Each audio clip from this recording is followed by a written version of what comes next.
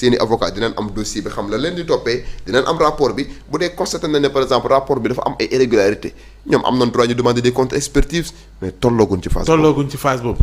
oui mais ministre de la justice déggee nañ ci moom mu ne ancien ministre directeur généraux yu mel noonu daañu leen topp mooy suite bi ñu koy jox sans pour autant peut-être mu dugg ci ay tour bien que laajoon nañu ko mu gën a sori laaj bi mooy ci rapport bi boo ko xoolee c'est vrai dina wax li ngay wax ni ay écart loo xamante ni fii waroon na fee dugg fii te day am moom ay langage boppam yu mu koy qualifier.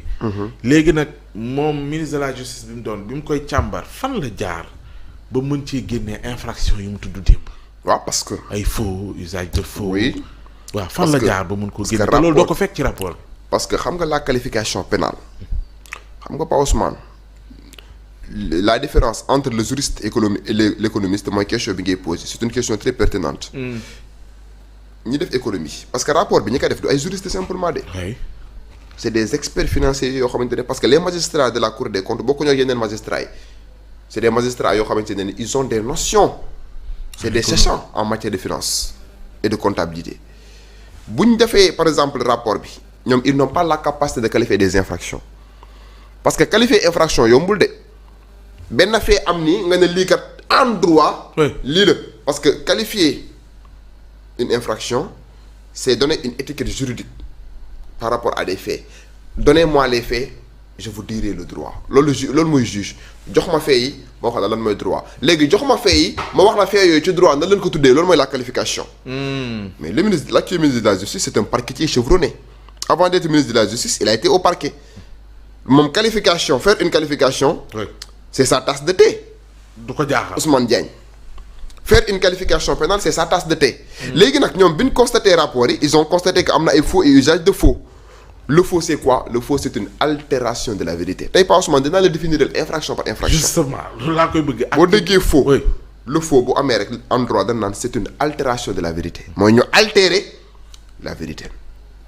on a visé le détournement de deniers publics. détournement de deniers publics mooy ay deniers yoo xamante ne tey jii.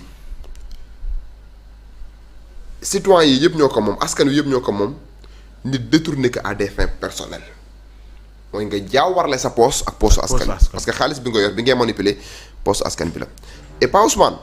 en finance publique dafa am nu ñu tuddee les ordonnateurs et les comptables qualité yi bokkul. qui est ordonnateur qui est comptable le ministre c'est un ordonnateur le premier ordonnateur c'est le président de la République ñoom duñ manipuler xaalis. ñoom il ordonne des dépenses. tey bu la faloon ministre yàlla na ko yàlla def dans l'avenir yow doo manipuler xaalis de. mais da ngay ordonner. kan ngay ordonner sa daaf. kooku mën nañu ko considérer comme un comptable de deniers parce que ñaari type comptable moo am y a les comptables de matière et les comptables de deniers les comptables de deniers mooy ñi nga xam ne ñoom ñooy manipuler xaalis les comptables de matière mooy ñiy gérer ay logistique tout ce qui est bâtiment tout ce qui est logistique. les comptables de matière. Ouais. Les comptables de deniers ñooy manipuler léegi en général dans ces genres d'infractions. Ouais. pour que tey jii nii ordinateur bi tombé te comptable bi tombé c'est tout à fait un problème bu ordinateur bi tombé rek le comptable tombe. Rappelez-vous l'affaire Khalifa Sall. oui caisse d'avance. Khalifa Sall bi mu daanoo Mbaye Touré daanuwul. qui était Mbaye Touré. kon daaf. voilà moo tax ma ne en la matière fu ministre bi daanoo en général daaf bi day daanu comptable yi nekkoon foofu ñoom dañuy daanu parce que kii day ordonné. kii mooy manipuler léegi nag kii ordonné mën naa ordonné lu dëppoowul ak lu yoon wax. kii exécuté war naa xam ba xam liñ ko ordonné pour mu exécuter ko jaar na fi mu war a jaar wala jaaroo fi mu war a jaar. tey un ministre qui se réveille un bon matin pour te dire budget bi ñaata moo nekk foofu mu nekk temps mu ne la soxla naa foofu 100 milliards mais dafa war a justifier il est ordonnateur mais dafa la war a justifier la provenance de ces sommes jox la facture. léegi loolu moo tax ma ne la en la matière le ministre ne s'est pas trompé dans l'absolu pour dire. que bëri na ñu war a daanu mu lim ci ay. ministre oui. directeur. oui. comptable. entre autres. parce que il y a une responsabilité en cascade léegi responsabilité en cascade boobu bu ñu ko suivre mën na dem ba ci ki nga xam ne mooy le président de la République. Parce que le président de la République en matière de finances publiques il a son mot à dire. Oui et les irrégularités qui ont été constatées il ne pouvait pas les ignorer le président de la République donc il a visé le faux il a visé le détournement. Il a visé le blanchiment de capitaux.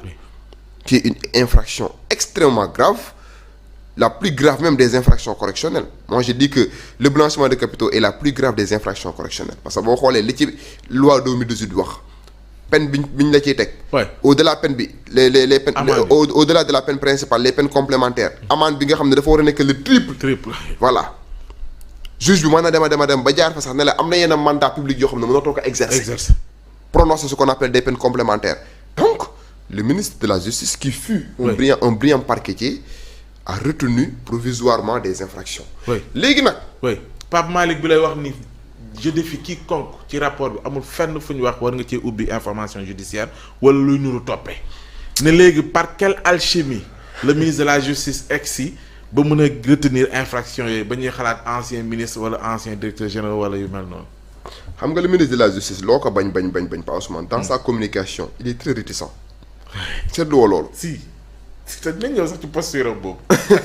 il est très réticent dans sa communication. Parce que c'est un brillant parquetier. C'est-à-dire dans sa communication mënoo déceler. failles mu def ce qu'on appelle une interprétation des charges. du la tuddal tur man j'adore ça man dans sa communication du la tuddal tur mais dina la visuel des infractions mais rapport bu la ko joxee Pa Ousmane. mu am ay irrégularités lan mooy irrégularité mooy ay anomalies ay manquements yooyu noonu fan lañ ko war a régler. waaw mais tribunal lañ ko war a mën a régler pour mu dem tribunal lan lañ war a mën a def mais dinañ ne lii la léegi lii la mooy lan.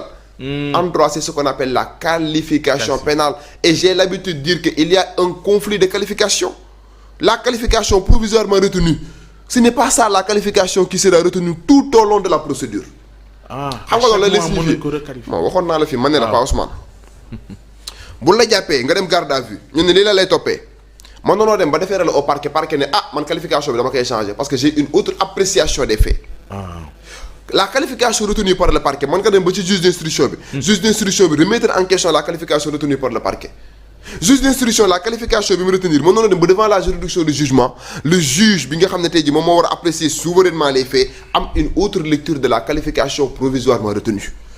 Donc toutes les qualifications retenues à présent sont des qualifications retenues à titre provisoire. Au cours de la procédure on peut constater des changements de qualification yoo xamante ne tey jii nii kat parce que qualifié du lu dul man ma jàpp ne kat fee yi kat ba ma ko joxee détournement de deniers publics la mais mënoon na dem ba ci biir ñu constater de détournement de deniers publics est-ce que escroquerie des deniers publics la et les avocats auront la possibilité même de demander des disqualifications. avocats yi loolu mooy seen rôle. devant le juge d'instruction les avocats ils vont essayer de faire tomber les accusations pour wax ne yéen kat jàppoon ngeen lii détournement de deniers publics la mais ñun jàpp nañu détournement de deniers publics. Quels sont les éléments constitutifs d'un détournement de deniers publics? Quels sont les éléments constitutifs d'un blanchiment de capitaux? Quels sont les éléments constitutifs d'un faux? Les avocats ils vont essayer de jouer sur ça. Oui. Même les qualifications yi nga xam ne nii le ministre de la justice tudd na ko à titre provisoire. Oui. De qualifications yooyu la ñuy continuer di ko retenir éternellement. Les qualifications peuvent varier en fonction des phases de la procédure. Donc Pape Malick Ndour il est en train de jouer avec les termes, il est en train de faire une manipulation, il est en train de faire la charrue avant les bœufs. Il n'a pas besoin de se précipiter. Nous en sommes présentement à la phase, en tout cas, où la Cour des comptes, après un travail déterminant, a établi un rapport. Ce rapport a fait état de beaucoup d'irrégularités yoo xam ne constaté nañ que dans la gestion des finances publiques. Et à partir du moment où il y a des irrégularités, des anomalies dans la gestion des finances publiques, le président de la République, je vous ai dit tout à l'heure qu'il est le chef de l'exécutif. En vertu du principe sacro-saint de la séparation des pouvoirs, qu'est-ce qu'il doit faire? Il doit saisir qui de droit. jël rapport bi jox ko ki nga xam ne moom mooy le garde des Sceaux bi nga xam ne tey jii nii ñi war a déclencher les poursuites moom mooy seen autorité hiérarchique. mu viser yenn infractions yi jox leen ñoom bu fekkee dañoo war a topp ñu topp li war a dem pôle judiciaire financier dem pôle judiciaire financier li war a dem haute cour de justice dem haute cour de justice parce que en la matière am na yu war a dem pôle judiciaire financier am na yu war a dem fi nga xam ne moom mooy la haute cour de justice bi nga xamante ne tey jii dafa nekk une juridiction d'essence constitutionnelle wax ne par rapport ak infraction yi nga xamante ne les ministres les anciens premiers ministres et le président de la République infraction yi nga xam ne mën na leen ko toppee dans l'exercice de leurs fonctions seule la haute cour de justice peut connaître de ces infractions. De ces infractions tontoom nag ministre de la justice ci biñ ko laajee ci haute trahison. mais li ñu bëggoon junj. mooy Ba Ousmane fi ne woon waaw. il est encore temps ces anomalies. ces irrégularités constatées dans ces rapports war nañoo mën a conduire à ce que ñu def une révision constitutionnelle. xam nga la moo tax ñu war a def révision constitutionnelle. il est encore temps au Sénégal que la notion fourre-tout que constitue la haute trahison ñu dox un contenu concret. Parce que même nous autres juristes avons des problèmes pour définir, pour donner une acception par rapport à cette notion floue que constitue la haute trahison. Il est encore temps ñu def une révision de la Constitution, ñu réviser l'article 100 ak l'article 101 de la Constitution, donner un contenu concret par rapport à la haute trahison. Moi je crois, et ça c'est un avis, c'est une opinion, pas un avis personnel, que rapport Cour des comptes yi li mu révélé war nañ ko mën a appréhender comme de la haute trahison. li jot a am ni war nañ ko mën a appréhender comme de la haute trahison. xam nga lan moo tax parce que pas Ousmane, je ne peux pas concevoir que des citoyens courtiser benn affaire jox la ko non seulement ñu constater ay détournements par rapport à ces fonds, mais ñu mën a constater ne par exemple ñu ngi leb ci turu Sénégal parce que leb googu ñuy leb mais pas Ousmane yow yaa koy fay. man maa koy fay. suñuy doom ñoo koy fay peut-être même suñuy sët ñoo koy fay. ñu mën a leb au nom du Sénégal et que leb boobu ñu leb noonu amul traçabilité dans le circuit budgétaire loolu gisuma lu ko gën a nekk gravité moo tax man na la bu ñu àggee devant la haute cour de justice. Même s'il n'y a pas une acception, une définition juridique par rapport à la haute trahison, il n'en demeure pas moins que la haute cour saisie aura la possibilité d'apprécier souverainement les faits et ne soyez pas étonnés que faits yi am ni ñu appréhender que comme relevant de la haute trahison. te bu boobaa l'ancien chef d'État, le président Macky Sall, il sera dans l'obligation de venir en tout cas se confronter à la haute cour de justice. D'autant plus que ci tontu moom ministre de la justice wax na ni dara tëjuwut. Absolument. maanaam moment bu ne ci fi enquête bi toll mën naa retenir suñu attention mën naa retenir leneen. Absolument. su ko waxee mooy ni buntu boobu tëjuwul bien que ci fi mu toogoon noonu nee na gisul fenn foo xam te ne infraction yu yóbbu ci haute trahison. waaw mais xam nga taxawal na haute cour de justice. Il suffit juste tey jii que l'Assemblée nationale vote ce qu'on appelle la résolution de mise en accusation.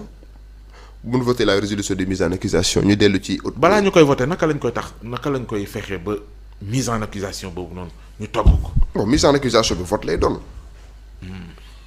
3/4 des députés bu ñu voté. contenu bi laa bëgg a wax. waaye contenu bi mooy xam nga assemblée nationale amul pouvoir juridictionnel du ñoom ñooy apprécier da leen di demander simplement ñu voté.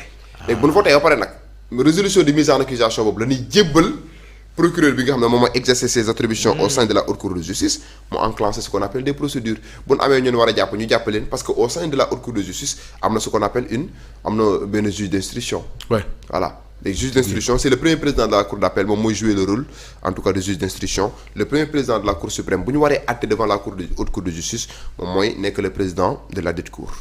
Voilà léegi nag c'est une possibilité, c'est une brèche ouverte en tout cas à la haute cour de justice si on constate que ces faits yi nga xam ne ni rapport bi révélé ne ko war na mën a nécessiter en tout cas que l'ancien président de la République ñëw confronté avec la justice sénégalaise mu ñëw bu boobaa nag on verra est-ce que la haute cour de justice aura la possibilité de par son pouvoir d'appréciation souveraine mu wax ne faits yi war nañ ko mën a étiqueter en tout cas de haute trahison mais nag au-delà de ça il va falloir que ñu légiférer ñu changer la constitution def de telle sorte que haute trahison maintenant ñu wax ñu réellement lan la te man pour man wax haute trahison lan la war nañ ci mën a boole bu fekkente ne le président de la république dafa salfaañee li nga xam ne tey jii moom mooy àdduna réew mi loolu war nañ ko mën a appréhender comme de la haute trahison te war nañ aussi criminaliser li nga xam ne moom mooy la délinquance économique et financière dañ ko war a criminaliser.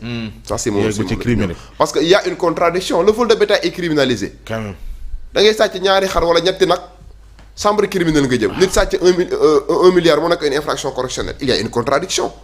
Voilà donc le Sénégal doit aller vers la criminalisation des infractions à caractère économique et financier. am na solo posture ministre de la justice surtout ci communication en tout cas ci ñu ko jot a sollicité mu def ci ay communication publique bi mujj mooy bu démb.